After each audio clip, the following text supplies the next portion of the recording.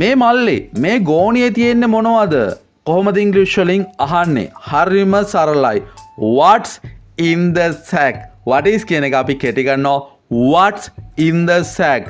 මොනෝhari බඩු දාලා තියෙන විශාල මල්ලකට විශාල ගෝණියකට කියන්නේ sack කියලා.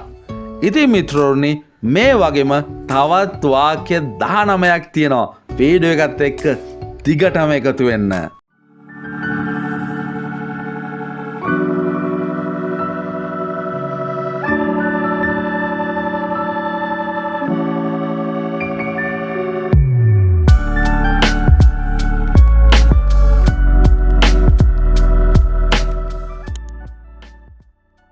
Number 2 මෙහෙ තියෙන වැදගත්ම දේ තමයි ආරක්ෂාව.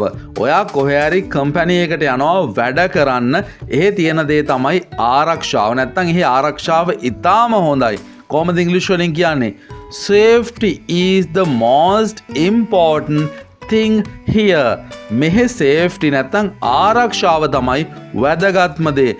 Safety is the most important thing here. ඔහු දිගින් දිගටම එකම දේ කියමින් උන්නේ. මෙහෙම කතා අපි ඕන තරම් අහලා තියෙනවා. මේක ඉංග්‍රීසි වලින් කියන්නේ කොහමද? He kept repeating the same thing over and over. Kept repeating කියලා කියන්නේ keep repeating කියන එක දිගින් දිගටම එකම දේ කිව්වා කියන එක. He kept repeating the same thing එකම දේ over and over again. දිගින් දිගටම නැවත නැවතත් එකම වැරද්ද දෙපාරක් කරන්න එපා. thumbnail එකේ තියෙන වාක්‍ය මේක තමයි. එකම වැරද්ද දෙපාරක් කරන්න එපා කියලා ඉංග්‍රීසි වලින් කියන්නේ කොහමද? Don't make the same mistake twice. වැරදි කරනවට ඉංග්‍රීසි වලින් කියන්නේ make mistakes කියලා. වැරදි කරන්න එපා කියලා ඉංග්‍රීසි වලින් කියන්නේ don't make mistakes කියලා. මෙතන කියන්නේ එකම වැරද්ද දෙපාරක් කරන්න එපා කියලා. Don't make the same mistake twice. එකම වැරද්ද දෙපාරක් කරන්න එපා. මගේ වර්තමාන ආදායම ගැන මම සතුටින් ඉන්නේ. නැත්නම් මට මේ කාලේ හම්බෙන සල්ලි ගැන ඉන්කම් එක ගැන මම සතුටින් ඉන්නේ. කොහොමද ඉංග්‍රීසි වලින් කියන්නේ? I am satisfied. මම තෘප්තිමත් මම සතුටින් ඉන්නේ කියලා කියන්නේ I am satisfied with my current income. current කියන එකේ තේරුම තමයි වර්තමාන කියන එක. වර්තමාන ආදායම කියන එකට තමයි current income කියලා කියන්නේ. I am satisfied with my current income. ඔයාලත් current income එක ගැන satisfied ඔයාගේ ආදායම ගැන satisfied පහලින් comment කරගෙන යන්න.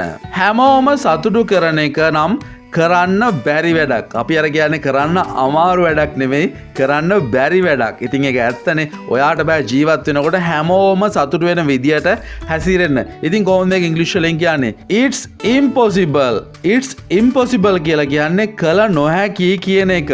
To satisfy everyone.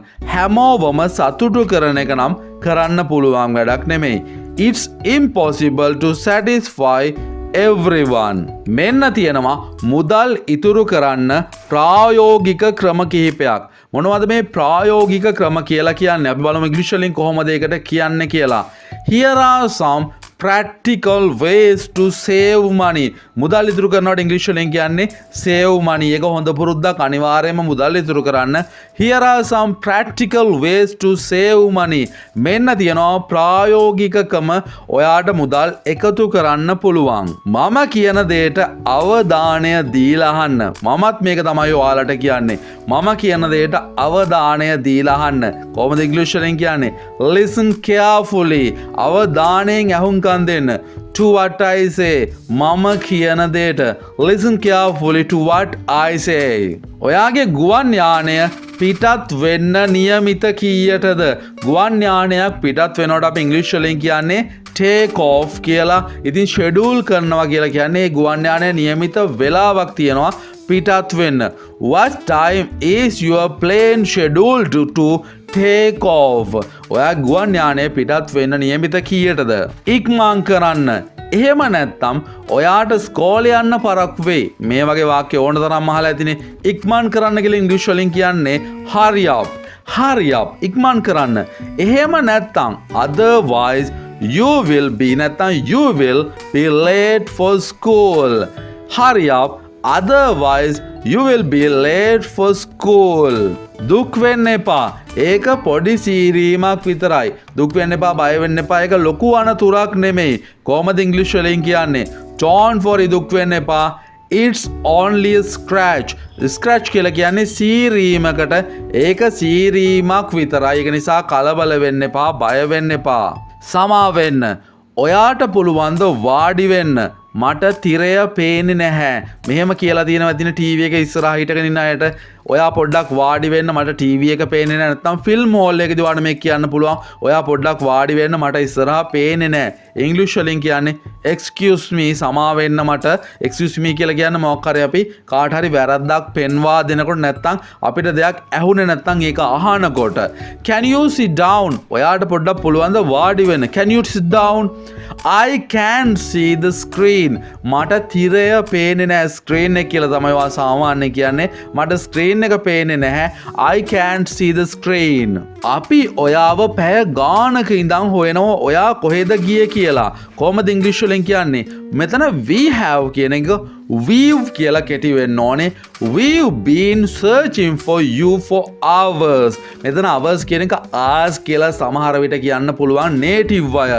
We've been searching for you for hours. අපි පැය ගානක ඉඳන් ඔයාව හොයනවා. පුද්ගලිකව මම කැමති දෙවනි ක්‍රමයට. අපි වැඩක් කරන්න පටන් ගත්තාම plan කිහිපයක් හදනවා. අපි කියන්නේ plan A, plan B කියලා. ඉතින් දෙවනි ක්‍රමයට අපි කියන්නේ option එකක් කියලා. Personally කියන්නේ පුද්ගලිකව. Personally I prefer the second option. පුද්ගලිකව මම කැමති දෙවනි පියවරට. ඔයාට ඔයාගේ රැකියාවේ ආරක්ෂිත බවක් දැනෙනවද? රැකියාවක් වුණාම ඒක ආරක්ෂිත වෙන්න ඕනේ. ඉංග්‍රීසි වලින් කොහොමද අහන්නේ? Do you feel secure in your job? ඔයාට ආරක්ෂාවක් දැනෙනවද කියලා අහන්නේ secure එකක් තියනවද? Do you feel secure in your job? අනේ ඔයා ආපු ගමන් මට පණිවිඩයක් එවන්න මැසේජ් එකක් දානවා. ගෙදරට ආපු ගමන් මට කෙටි පණිවිඩයක් යන ෆෝන් එකට මැසේජ් එකක් දාන්න. ඉංග්‍රීසි වලින් කොහොමද කියන්නේ? Please send me a message as soon as you arrive. ඔයා පැමිණිච්ච ගමන් ආපු ගමන්ම මට මැසේජ් එකක් එවන්න. විනිසුරුවරයා ඔහුට වසර 5ක සිර දඬුවමක් නියම කළා. මේ වගේ වාක්‍යයක් කොහොමද ඉංග්‍රීසි වලින් කියන්නේ? The judge කියලා කියන්නේ විනිසුරුවරයාට, උසාවියේ ඉන්න විනිසුරුවරයාට කියන්නේ the judge. Sentenced කියලා කියන්නේ සිර දඬුවමක් නියම කරනවට. The judge sentenced him to 5 years in prison. prison කියලා කියන්නේ සිර ගෙදරට අවුරුදු 5ක සිර දඬුවමක් නියම කළා. The judge sentenced him to 5 years in prison. ඔහු බිරිඳගෙන් වෙන් වෙලා අවුරුද්දක් විතර වෙනවා. වෙන වෙනවට අපි කියන්නේ separated කියලා. divorced නෙමෙයි, separated. He's been separated from his wife for a year. අවුරුද්දක් විතර වෙනවා ඔහු බිරිඳගෙන් වෙන් වෙලා. මානසික පීඩනය කියන්නේ අද සමාජයේ තියෙන ඉතාමත්ම බරපතල ප්‍රශ්නයක්. වාක්‍ය දිග වුණාට මේ වගේ දේවල් කියන්න වෙනවා. වාක්‍යයෙන් කොටසක් හරි කමක් නැහැ. ඔයා අනිවාර්යයෙන්ම මතක තියාගන්න. ස්ට්‍රෙස් කියලා කියන්නේ මානසික පීඩනයට. Stress is a very serious problem in today's society. අද සමාජයේ තියෙන බරපතල ප්‍රශ්නයක් තමයි ස්ට්‍රෙස් එක කියලා කියන්නේ. මේ සේවාව తాවකාලිකව නවතා දමා ඇත. ඉතින් සමහර ලාවට ඔයා කඩේකට ගියාම කඩේ වහලා තියෙන්න පුළුවන්. මොනවා හරි සර්විස් එකක් බලන්න අන්තර්ජාලයට ගියාම මේ විදියට වැටෙන්න පුළුවන් ඉංග්‍රීසි වලින්. This service is temporarily. temporarily කියලා කියන්නේ తాවකාලිකව කියන එක. unavailable. available නැහැ දැන්. available කියලා කියන්නේ මේ සේවාව තියෙනවා කියන එක. unavailable කියලා කියන්නේ මේ සේවාව දැන් නැහැ කියන එක. This service is temporarily unavailable. ඔයා මේ වීඩියෝ එක එන්ජොයි කළා නම් පහළ තියෙන like button එක click කරලා මේ වීඩියෝ එකට like එකක් දාන්න. ඒ වගේම ඔයාගේ idea එක පහලින් comment කරගෙන යන්නත් අමතක කරන්න එපා. ඔයා මේ channel එක තාමත් subscribe කරලා නැත්නම් පහළ තියෙන රතු පාට subscribe button එක click කරලා subscribe කරන්න. ඒ වගේම bell icon එකත් click කළොත් ඔයාට මම upload කරන videos ඔයාගේ phone එකට notification එකක් විදියට ලබා ගන්න පුළුවන්. එහෙනම් මිත්‍රරුනි තවත් වීඩියෝ එකකින් හමු යමු. අදට ගිහින් එන්නම්. හැමෝටම good luck. හැමෝටම ගුඩ් බයි.